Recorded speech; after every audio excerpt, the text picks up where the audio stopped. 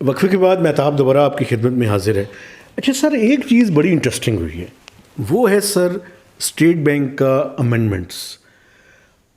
اس دفعہ وہ بل جو ہے وہ پچھلے زمانے میں انہوں نے اسمبلی میں پیش کر دیا تھا، لیکن جو آئی ایم ایف کے ساتھ ڈسکشنز ہیں اس ریویو میں، اس کا ابھی تک کہیں ذکر سننے میں نہیں آیا.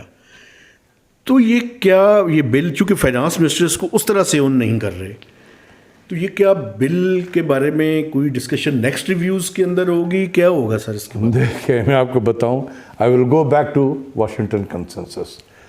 واشنگٹن کنسنسس میں یا جو نیو لبرل اکنامک آرڈر جس کو کہتے ہیں، اس میں یہ لکھا ہوا ہے کہ monetary policy is more powerful then the fiscal policy. تو مانیٹری پالیسی جو ہے وہ اسٹیٹ بینک کی ذمہ داری ہے، اور فسکل پالیسی وہ منسٹری آف فائنانس کی ذمہ داری ہے.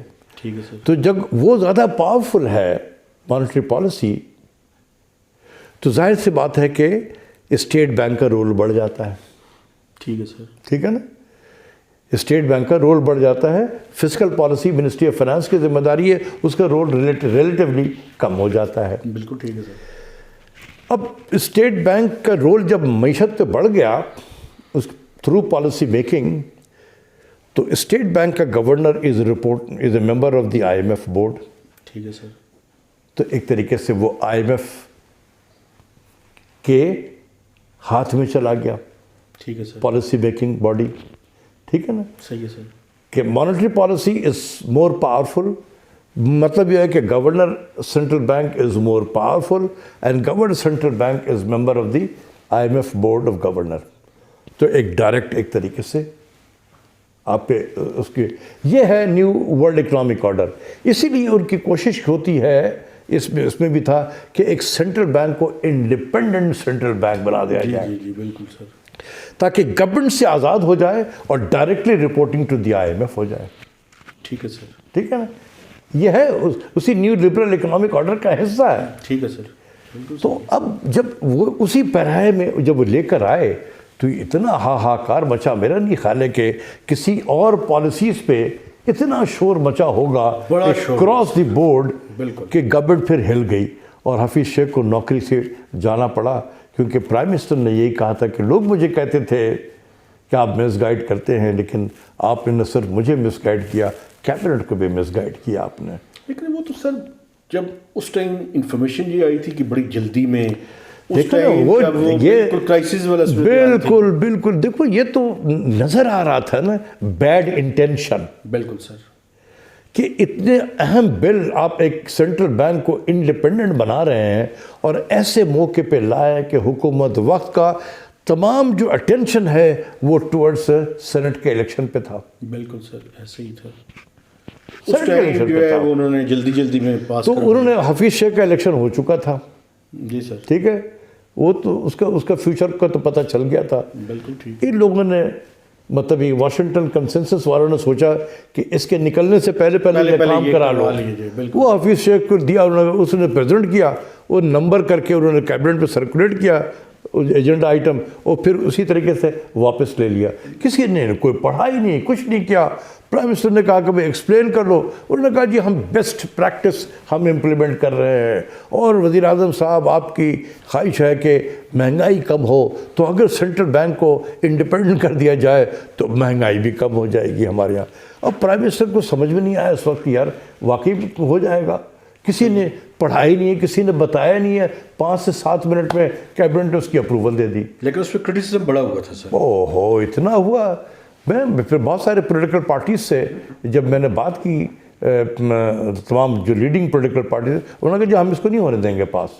بالکل ایسے ہی تھا سر. تو ملک ان کے پی ٹی آئی کے ممبر کے اندر میں بھی یہ تھی کہ یہ کیا ہو گیا، ہمیں تو مس گائیڈ کیا گیا ہے.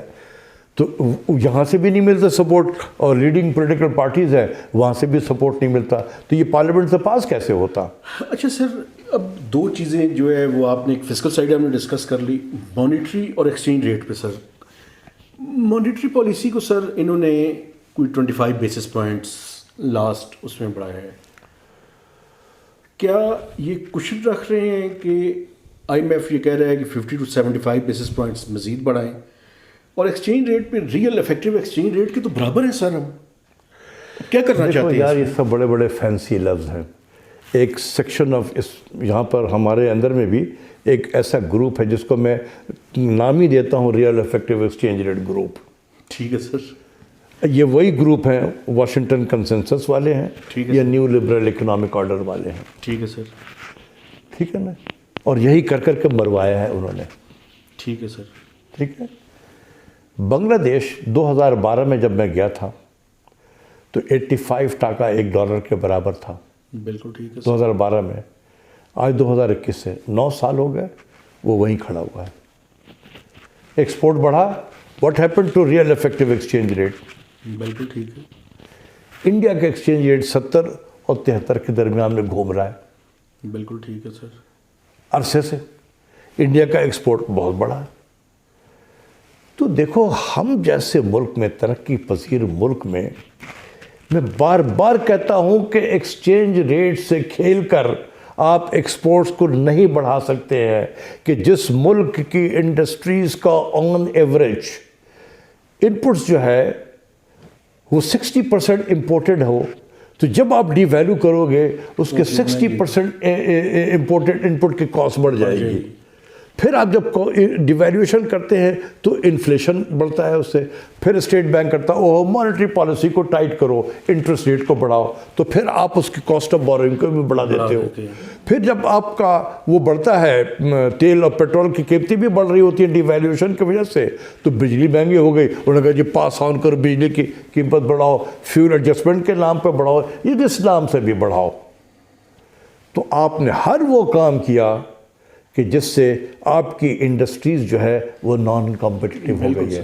آپ یقین کریں کہ میں ابھی اسٹڈی کر رہا ہوں کہ پاکستان میں جو ڈی انڈسٹریلائزیشن کا جو پروسیس شروع ہوا ہے وہ کیوں ہوا اور کب سے ہوا ہے. آپ یقین کرو کہ 1988-89 سے شروع ہوا. ٹھیک ہے سر. یہی 1988-89 ہے جس کے بعد سے ہم تواتر کے ساتھ IMF میں جاتے رہے بالکل اب تک. تو ان تمام پالیسیز یہی پالیسیز تھی جس نے انڈسٹریل پروڈکشن کو افیکٹ کیا اور ہماری انڈسٹریز جو ہے وہ ڈی انڈسٹریلائز اس کا شیئر جو ہے وہ گر رہا ہے انڈسٹریز کا. ٹھیک ہے, وہ گر رہا ہے. میں نے سبھی اسٹڈی کرایا. ٹھیک ہے سر. کیونکہ IMF کی پالیسیز ایسے ہی ہے کہ وہ ڈی انڈسٹریلائزیشن کی طرف جائے گی. ٹھیک ہے سر. اور پھر جب ڈی انڈسٹریلائزیشن کی پروڈکشن کم ہوگا تو پھر آپ کو ٹیکس کہاں سے ملے گا؟ پھر کہا جائے کہ ٹیکس بھی لگاؤ اس پہ, آپ اس کو اور بٹھا دو گے اس انڈسٹریز کو. تو اس لیے میں بار بار جب کہتا ہوں کہ وقت آ گیا ہے پاکستانیوں کے لیے کہ اپنے پیر پہ کھڑا ہو. ہم 1988 سے لے کر 2001 ہے, آج 33 سال ہو گئے ہیں. ہم اسی بارنگ 4 ایئرز ہم IMF کے ساتھ میں ہیں. بالکل سر. یار مرض کیوں نہیں ٹھیک ہوتا ہے؟ وہ کبھی ٹھیک نہیں ہوگا, آپ چاہے جو کر لو, کیونکہ اس کے جو بلٹ ان پالیسیز ہے وہ یہی ہے. دوسری چیز یہ ہے کہ اس میں کہیں پہ کوئی اکنامکس نہیں ہوتی ہے. میں نے ڈیل کیا ہے 11 سال کہ ایکسچینج ریٹ کہاں ہوگا. وہ جب آئیں گے نیگوسیشن کرنے کے لیے ہم سمجھتے ہیں کہ ایکسچینج ریٹ آپ کا 85 ہوگا. بھئی آپ سمجھتے ہیں how did you arrive at this number? جی ہم سمجھتے ہیں کہ یہ 85 ہونا چاہیے.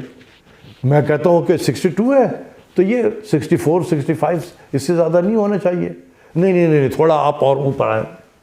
میں نے کہا تھوڑا آپ اور نیچے آئیں. یہ بارگننگ ہو رہی ہے. جس سے ہم کارپیٹ خریدنے کے لیے جا رہے ہیں وہ بارگننگ ہو رہی ہے. ریئل افیکٹو ایکسچینج ریٹ کے نام پہ ہو رہی ہے. وہ ریئل افیکٹو ایکسچینج ریٹ کے نام پہ ہو رہی ہے. بائی گاڈ میں کہتا ہوں اسی طریقے سے میں نے کیا, جو لوگ باتیں کرتے ہیں نا انہوں نے کوئی نیگوسیشن کیا کسی نے؟ جو ٹیلی ویژن پہ بیٹھ کے باتیں کرتے ہیں نہیں سر. آئے انہوں نے کہا کہ جی یہ میں آپ کو اپریل مئی 2008 کی بات کر رہا ہوں. I was still in the ministry at that time. ایک پاکستان میں ایک روایت رہی ہے کہ جیسی چینج آف گورنمنٹ ہو دھڑا دھڑ IMF کا مشن آنا شروع ہوتا ہے. آؤ بھائی چلو, آ بھائی چلو, آ بھائی چلو. وہ ہے پل فیکٹر. یہاں سے بھی ہے چلو بھائی چلو. وہ ایسے منسٹری میں لوگوں کو بٹھا دیا جاتے ہیں, ہاں سر اس کے بغیر تو گزارا نہیں ہے, چلو. تو پل اینڈ پش فیکٹر دونوں کام کرتا ہے.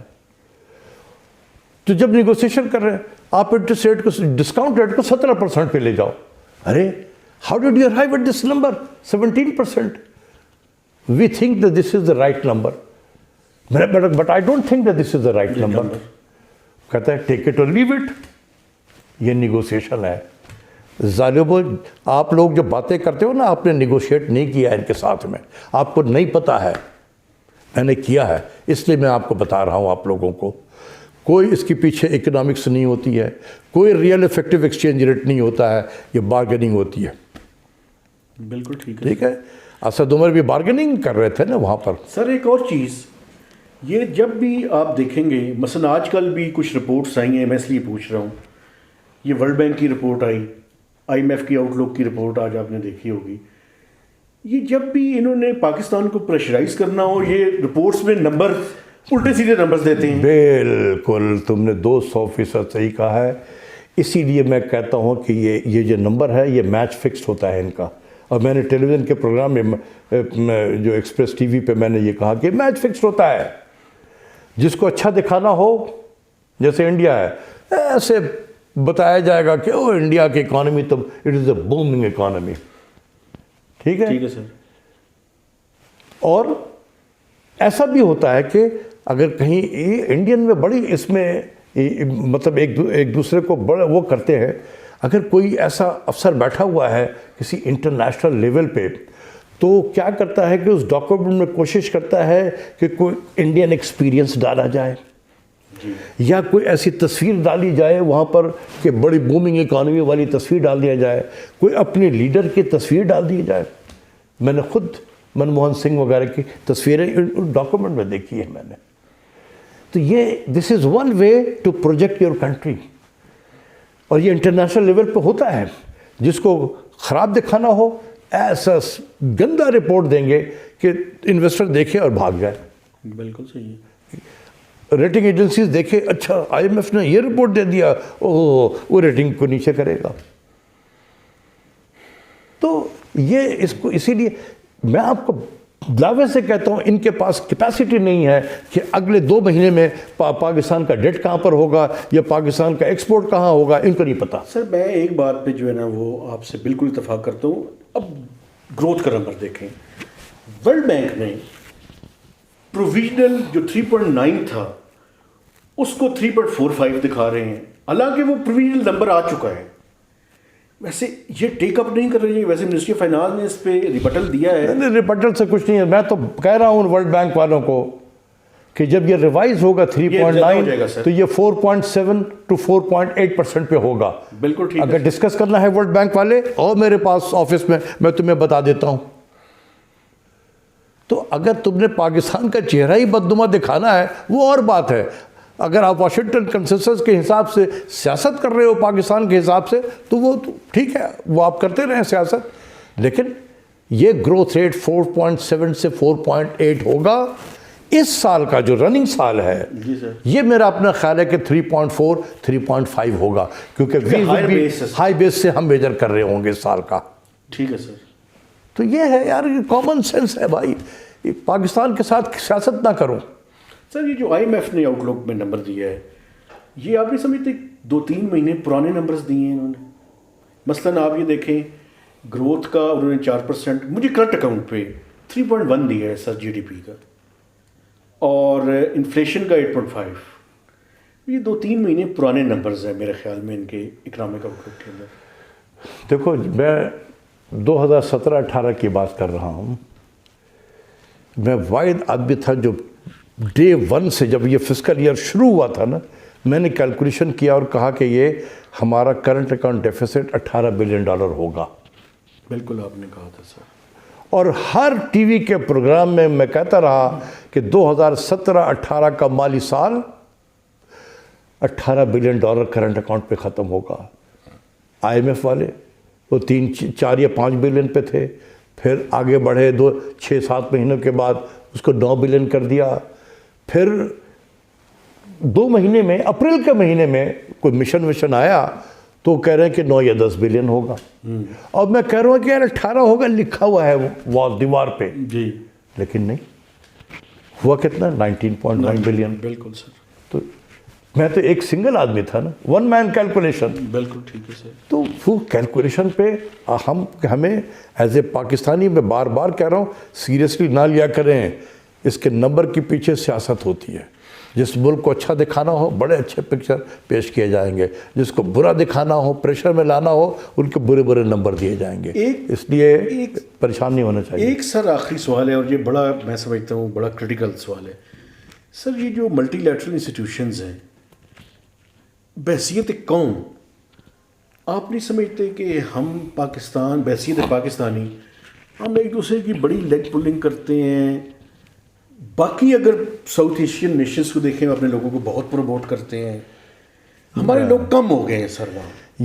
یہ بڑا انفارچونیٹ ہے. یہ میں نے بہت نوٹس کیا کہ اگر کوئی پاکستانی اگر IMF وغیرہ میں ہے نا, جی سر, بے شک کوئی پاکستانی لڑکا اچھی یونیورسٹی سے پڑھ کر آیا بھی ہے, نہیں سپورٹ کریں گے اس کو.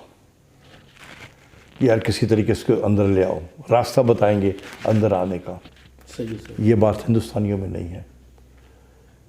وہ اس کو ایز اے ریسرچ اسسٹنٹ رکھ لیں گے, کسی اور طریقے سے رکھ لیں گے, چلتا رہے گا. پھر کرتے کرتے وہ اپنا راستہ خود بنائے گا, اوپر سے بھی سپورٹ ہوگی, وہ داخل ہو جاتا ہے. جی ہاں. تو یہ ہندوستان میں ہندوستانیوں کے اندر یہ اچھی چیز ہے کہ وہ باہر کے ملکوں میں اپنے لوگوں کو سپورٹ کرتے ہیں. کاش یہ جذبہ ہمارے یہاں اندر آ جاتا کہ ہمارے بہت اچھے اچھے لوگ ہیں پاکستانی بیٹھے ہوئے ہیں, آپ دیکھیں کہ جا کے وہ گھسنے نہیں دیں گے کسی پاکستانی کو اور کو. پتہ نہیں کیوں ایسا ہوتا ہے, لیکن یہ فیکٹ ہے. سر یہ میں نے IMF کی میں صرف نہیں کہہ رہا, IMF میں, ورلڈ بینک میں, اور جتنے ملٹی لیٹرل ہر انٹرنیشنل انسٹیٹیوشن کی بات میں کر رہا ہوں, صرف IMF کی بات نہیں کر رہا ہوں. بالکل صحیح ہے. UN میں بھی ہے, UN میں بھی اسی طریقے سے. UN میں تو انڈین گورنمنٹ اپنے لوگوں کی پلیسمنٹ کراتی ہے وہاں پر. میں جانتا ہوں بہت سارے لوگوں کو انڈین گورنمنٹ جو ہے وہ پلیسمنٹ کرتی ہے اپنے لوگوں کو. ان کا ایک ادارہ ہے RIS کہلاتا ہے, ریسرچ انوویشن اور پتہ نہیں کیا سسٹم وغیرہ اس قسم کا. یہ دلی میں ایک ادارہ ہے ریسرچ کا, اس میں وہ فارن آفس کے ان کے پے رول پہ ہے, وہاں ریسرچ وغیرہ کرتے ہیں, بہت اچھے اچھے پروفیشنلز ہوتے ہیں. تو یہ فارن آفس والے انڈیا کے, ان کی placement different international UN organization میں کرتی ہے.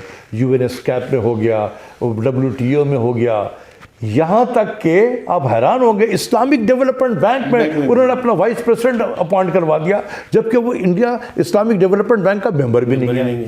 کیا آپ دیکھیں, اور ایک ہمارے یہاں دیکھیں, کوئی کر کے دیکھ لے اس طریقے سے. ہمارا فارن آفس کبھی کسی کو کوئی کرتا ہے؟ ڈیفینیٹلی سر. اچھا سر, آخری اسیسمنٹ IMF کے پروگرام میں ہم اگر اسٹاف لیول ایگریمنٹ ہو گیا, میرا ذاتی خیال ہے یہ لاسٹ ریویو ہوگا. آپ کی اسیسمنٹ کیا ہے سر؟ یا دیکھو, ایک سیاسی گورنمنٹ جو ہے نا, ہم نے 90s میں بھی دیکھا, we were known as a one tranche country. اتنے مشکل قسم کے کنڈیشنز ہوتے ہیں, ایک سیاسی حکومت کو امپلیمنٹ کرنا بہت مشکل ہوتا ہے. ٹھیک ہے, پرائم منسٹر آف پاکستان جو ہیں اتنے پاپولر تھے, آپ یقین کرو کہ ہم ان کی پاپولیرٹی کو انٹرنیشنل مارکیٹ میں کیش کر سکتے تھے. مجھے پتہ ہے کہ ہم کیسے ان کو کیش کر سکتے تھے. ہمیں کوئی ڈالر IMF پہ جا کے ڈالر لینے کی ضرورت نہیں تھی, ہم بانڈ فلوٹ کرتے اور ہم کیش کرتے, کیونکہ he was a known personality. یہ وزیر اعظم بننے سے پہلے بھی دنیا میں یہ جانے چاہتے تھے. تو اس سے بڑا آئیڈیل کیا ہے کہ جی آپ ان کے نام کو کیش کریں, جائے بانڈ فلوٹ کریں. لیکن ہم نے تو, اب کہنے کا مطلب یہ ہے کہ ہم ڈیفیکلٹ سچویشن میں آ گئے ہیں. سر آپ آئندہ کا IMF پروگرام کی مخالفت نہیں کریں گے؟ مطلب بہت ہو گیا سر. میں تو کہہ رہا ہوں, میں تو کہتا ہوں کہ پرابلم یہ ہے کہ پھر ٹرانزیشن کا زمانہ شروع ہوگا, نئی گورنمنٹ آئے گی, پھر اسی طرح سے گھیرا جائے گا. دیکھیں, میں تو اس پرائم منسٹر سے کہوں کہ یہ اعلان کر دیں, خدا کے واسطے یہ اعلان کر دیں, no more IMF programme. There will be no 23rd IMF programme.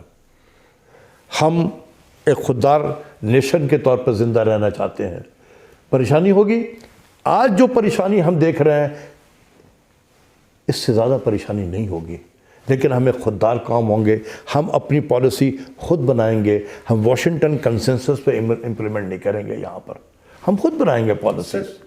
میں ویسے بار بار آخری سوال کر، یہ جو ڈالرز ہم نے واپس کرنے ہیں یہ کہاں سے لائیں گے سر؟ کون سے واپس کرنے ہیں؟ دیکھیں ایکسٹرنل فائنینسنگ کی کوئی ریکوائرمنٹس ٹھیک ہے، وہ کہاں سے پوری ہوں گی؟ دیکھیں بہت ہو سکتا ہے۔ میں نے جب پرائم منسٹر سے کہا تھا جی سر، کہ جی آپ کا $10 بلین کا فائنینسنگ گیپ ہے، تو میں نے کوئی آپشن تو دیے تھے نہیں وہاں پر، جی definitely. $17 بلین کے آپشن دیے تھے میں نے۔ ٹھیک ہے سر، ہم کیوں نہیں کر سکتے یار؟ اس ملک پہ ایسے لوگ کو ہیں، کم کریں، کچھ ایکسپورٹس کو ڈالر انفلوز نہیں بانڈ شانڈ بہت فلوٹ کر کے ہم کر سکتے تھے، ٹھیک ہے سر، بہت کر سکتے تھے بانڈ ہم فلوٹ۔ یہی تو کہہ رہے ہیں کہ اس پرائم منسٹر کی جو پرسنالٹی ہے اور ان کے جو امیج ہے دنیا میں، ہم ان کو کیش کرا سکتے تھے اس سر وقت۔ ایک اور نہیں سمجھتے آپ کہ ایکسٹرنل فائنینسنگ کو بھی بڑھا چڑھا کے دکھاتے ہیں؟ یہ ہوتا ہوگا، آئی ایم شیور یہ ہوتا ہوگا، بالکل ہوتا ہوگا۔ دیکھیں نا، یہ بھی تو ایک طریقہ ہے۔ پرائم منسٹر ہے، وہ کہتے ہیں جی $30 ارب کی ہے، وہ تو پریشان ہو جائے گا کہ یار کیسے پوری ہوگی؟ یہ ہے، بالکل ہے۔ اس لیے بھی کیپیسٹی ضروری ہے سر، اسٹیٹ بینک میں بھی اور منسٹری فائنانس میں بھی۔ لیکن اسٹیٹ بینک میں کیپیسٹی ہے، لیکن گورنر اگر اور ڈپٹی گورنر، اس مطلب تو گورنر اینڈ ڈپٹی گورنر دونوں IMF سے، سرونگ IMF کا آدمی آ گیا، تو باقی بیچارے جو ہے ہمارے وہ نیچے چپ ہو جاتے ہیں، کیونکہ وہاں نوکری کرنی ہوتی ہے۔ جو تھوڑی سی مخالفت کرے گا گورنر اس کو سائڈ لائن کر دے گا، ڈیفینیٹلی صحیح ہوتا ہے سر۔ ٹھیک ہے۔ کوئی مانیٹری پالیسی میں بیٹھا ہوا ہے اور وہ کہہ کہ سر انٹرسٹ ریٹ نہیں بڑھانا چاہیے ہمیں، اس کو اٹھا کے کوئی ایسی جگہ پہ بھیج دے گا کہ وہاں پر گمنام ہو جائے گا۔ وہ کون چاہے گا کہ یہ ایسا ہو؟ تو وہ چپ رہتے ہیں کہ ٹھیک ہے جو مرضی کرے آپ گورنر۔ منسٹری آف فائنانس میں تو سر کیپیسٹی کی بھی ضرورت ہے، ہر جگہ پہ ضرورت ہے، نہ صرف منسٹری آف فائنانس کی نہیں بات کر رہا ہوں، پلاننگ کمیشن ہے، جی سر، PAD ہے سر، اکنامک افیئرز ڈویژن ہے، FBR ہے، اسٹیٹ بینک ہے، منسٹری آف فائنانس تو بالکل بہت کیپیسٹی کی ضرورت ہے۔ یہ کیپیسٹی ہماری بہت ایروڈ ہو گئی ہے، بہت ایروڈ ہوئی ہے، جس کی ہمیں سزا مل رہی ہے، and we are paying the price. اچھا سر، کوئی ہوپ والی بات بھی آخر میں ہم کریں؟ ویسے تو نیشن ویسے سر ہم سٹیئر کر سکتے ہیں چیزوں کو، اور دیکھیں یہی میں کہتا ہوں، میں ہوپ بالکل بتاتا ہوں، پاکستان کے پاس بہت اچھے اچھے ریسورسز ہیں، ہر ایریا میں ہیں۔ پرائم منسٹر نے کہا تھا کہ best man for the best job, جی سر، اس کو امپلیمنٹ کریں۔ یہ سادہ بندہ کلچر جو ہے نا، اس کو اٹھا کے پھینک دیں۔ اس ملک میں بڑے اچھے اچھے لوگ ہیں، اور یہ جو کرائسس ہے، میں نے 1998 کا بھی کرائسس دیکھا ہے، جب ہم پہ اکنامک سینکشن لگ گیا، ہر طرف سے ہمارے جو ہے ڈالر کے انفلو بند ہو گئی، لیکن ہم ڈیٹ کی پیمنٹ کرتے جا رہے تھے اور ہمارا ریزرو گر رہا تھا، کیونکہ پیسے باہر سے نہیں آ رہے تھے، سب نے ہم پہ سینکشن لگا دیا تھا جب ہم نے مئی 1998 میں دھماکہ کیا تھا۔ وہ بڑے برے حالات تھے پاکستان کے، میں نے تو اپنی آنکھوں سے دیکھا ہے، گزرا ہوں، ایسے ایسے جوکر آتے تھے منسٹری آف فائنانس میں کہ آپ حیران ہوں گے، اور آ کے کہتے تھے سر بس آپ کاغذ پہ لکھ کر دے دیں کہ آپ کو $1 بلین کی ضرورت ہے، ہم لا کے دے دیں گے۔ تو میں پوچھا تھا کہ آپ لائیں گے کیسے؟ کوئی عربی بن کر آتا تھا منسٹری آف فائنانس میں، میں آپ کو بتا رہا ہوں، عربی چوگا پہنے ہوئے آیا، وہ تھا پاکستانی۔ جب میں نے زیادہ کنفرنٹ کیا تو ایک دم پنجابی میں بات کرنے لگا۔ میں نے کہا یار ابھی میں سیکورٹی کو بلاتا ہوں، نکلو یہاں سے۔ ایسے ایسے جوکر آتے تھے میرے دفتر کے نیچے منسٹری آف فائنانس میں، اس بلاک پہ آپ یقین کریں، کسی کا $8 ملین ہے، کسی کا $10 ملین ہے، کوئی اٹالین ہے، کوئی جاپانی ہے، چھوٹے چھوٹے والے۔ وہ سر مجھے پکڑتے تھے، سر ہمارا we are only 8 million sir, please release that amount. اور میں ان کو کہتا تھا کہ یار دیکھو ابھی ٹھیک ہو جائے گا، ٹیمپرری ہے، تمہارے 8 ملین ہم دے دیں گے تمہیں۔ وہ کوئی ناروے والا آ جاتا تھا کہ سر ہمارے تو 4 ملین ہے، ہمیں دے دیں۔ ہم نے ایسے دن دیکھے ہیں۔ ایک وقت یہ آ گیا کہ میں جب گھر سے دفتر جایا کرتا تھا تو میں میرے پیو کو فون کرتا تھا کہ پیچھے دیکھو وہ چھوٹے موٹے وہ جو اٹالین چینی جاپانی کھڑے تو نہیں ہیں۔ وہ کہتے سر بڑا انتظار کر رہے ہیں آپ کا۔ میں دفتر نہیں آتا تھا، میں جا کے کیو بلاک میں بیٹھ جاتا تھا کسی اپنے کلیگ کے پاس میں، اور وہاں سے پتہ کرتا رہتا تھا۔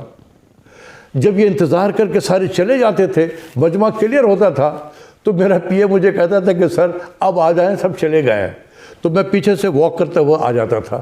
یہ منظر دیکھا ہے بھائی، اس منظر سے پاکستان کو نکالا ہے 98 کے بعد سے ہم نے نکالا ہے پاکستان کو۔ ہم نے ٹیکنیکل ڈیفالٹ کی تھی اس وقت، پیسے نہیں تھے، ادھر سے لے کر ادھر دیتے تھے۔ آج اس زمانے میں گرینڈ لیس بینک ہوا کرتا تھا، جی سر، تو اس گرینڈ لیس بینک کے وہ جو صاحب تھے، اب میں ان کا نام نہیں آ رہا ہے، ان سے کہتے تھے یار پیسے لاؤ، وہ کہتے تھے کہ سر ہم نے پچھلے ویک جو ہے $25 ملین لا کے دیے، کسی نے کہا کہ جی ہم نے تو 50 لا کے دے دیے تھے، اور سر ہم کہتے تھے لاؤ۔ ہم اس طریقے سے صبح بیٹھ کے یہی فون کیا کرتے تھے، ادھر سے پیسے لاؤ، ادھر سے پیسے لاؤ، آخر میں ملک کو نکالا اس کرائسس سے۔ یہ کوئی نہیں ہے یہ کرائسس، اپنے پیر پہ کھڑے ہو جاؤ، ہم نکل آئیں گے۔ پاکستان کے پاس بہت صلاحیت ہے، ہماری گاڑی اس اسٹیشن سے گزر چکی ہے ماضی میں، اور ہم نے اس اسٹیشن سے بالکل بہترین طریقے سے نکل آئے۔ تو پاکستان کے پاس صلاحیت ہے۔ آج جو اتنا ڈپریشن ماحول ہے یہ کریٹ کیا گیا ہے، آپ یقین کریں کہ ہمارے اندر صلاحیت ہے۔ We will get out from this crisis in 3 years time. صحیح لیڈرشپ ہونی چاہیے جو فیصلہ کر سکے۔ لوگ ہمارے پاس بہت اچھے ہیں، ساڑھا بندہ کلچر سے جان چھوڑا ہے۔ تھینک یو ڈاکٹر صاحب، تھینک یو ویری مچ۔ ہمیشہ کی طرح آپ کے پاس کمال یہ ہے کہ آپ دماغ کے ساتھ ساتھ دل سے بھی بات کرتے ہیں سر، اور اسی لیے آپ کی بات اثر بھی رکھتی ہے۔ یار دیکھو، یہ جو میں نے ابھی قوم کو بتایا تمہارے چینل کے ذریعے سے کہ میں نے کیا کیا منظر دیکھا ہے، کتنے شرم کی بات ہوتی تھی کہ میں ان لوگوں سے چھپا چھپا پھر رہا ہوتا تھا۔ ٹھیک ہے سر، آج وہ منظر تو نہیں ہے۔ تو یہ اس سے ورسٹ حالات تھے، اور اس ورسٹ حالات میں ہم نکال کے لے آئے پاکستان کو۔ لیڈرشپ تھی، لوگ تھے۔ میں نے یہی منسٹری آف فائنانس ہے، میں آپ سے بیان نہیں کر سکتا ہوں، میرے آنکھوں میں آنسو آ جاتا ہے کہ جب میں اس منظر کو یاد کرتا ہوں۔ رات کے 12 بجے، رات کے 11 بجے ہم دفتر میں بیٹھے ہوئے ہیں، اور دوسرے کے کمرے میں بھی لائٹ جل رہی ہے۔ تو جب میں پوچھتا تھا کہ بھئی آپ لوگ کیوں بیٹھے ہوئے ہو، تو کہتے تھے کہ سر آپ لوگ بھی تو بیٹھے ہوئے ہیں۔ میں ابھی بھی جذباتی ہو جاتا ہوں، لیکن کیا وہ کمال تھا ان لوگوں کا۔ ان کی ضرورت نہیں تھی، لیکن پھر بھی بیٹھے رہتے تھے کہ شاید آپ کو کوئی ضرورت پڑ جائے، کسی فائل کی ضرورت پڑ جائے۔ وہ جذبہ تھا اس وقت، اس جذبے کی آج بھی ضرورت ہے۔ ایسے لوگ لا کے بٹھائیں گے، جب وہ خود محنت کرے گا، وہ اوپر کا افسر، نیچے والے جو ہیں یہ پاکستانی ہیں، یہ دل و جان سے پاکستانی لوگ ہیں، یہ بھی ان افسر کے ساتھ کام کریں گے۔ ایسی لیڈرشپ ہونی چاہیے جو ایسے لوگوں کو اکٹھا کر سکے۔ ڈاکٹر صاحب، تھینک یو ویری مچ، آپ نے ٹائم دیا، اور میرے دیکھنے والے اور آپ بھی، ہم سب مل کر اس ملک کو اسٹیئر کر سکتے ہیں اس کرائسس سے، اور اس دعا اور اس امید کے ساتھ کہ ہم اپنا جو ہمارا کام ہے وہ پوری ایمانداری کے ساتھ کریں، تو ڈیفینیٹلی اس کرائسس سے ہم نکل آئیں گے۔ تو مہتاب حیدر کو نئے پروگرام تک اجازت دیجیے۔ خدا حافظ۔